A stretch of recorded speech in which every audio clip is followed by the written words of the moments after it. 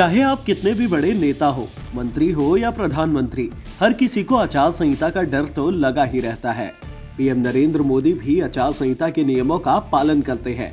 ऐसे में सवाल ये उठता है कि आचार संहिता आखिरकार है क्या, जिससे बड़े से बड़े नेता भी डरते हैं और उसका पालन करते हैं।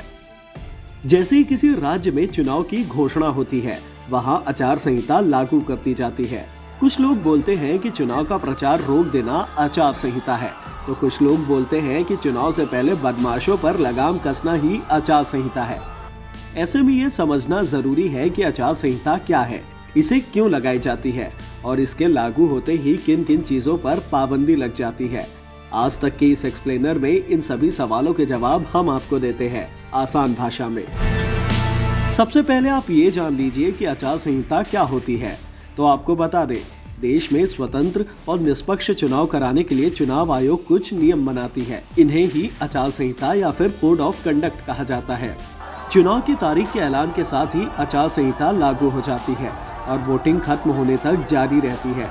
कभी कभी चुनाव आयोग भी आचार संहिता की तारीख की घोषणा कर देता है कि इस तारीख से आचार संहिता शुरू हो जाएगी।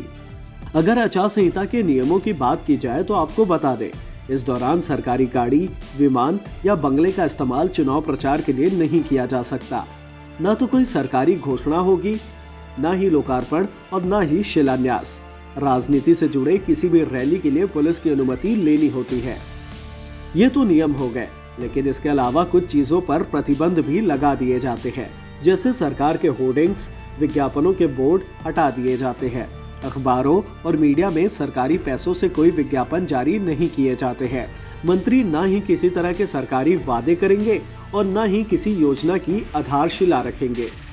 लेकिन ऐसा नहीं है कि आचार संहिता डराने के लिए या फिर खौफ पैदा करने के लिए लगाई जाती है। आचार संहिता बेशक आम लोगों के और लोकतंत्र के फायदे के लिए ही है।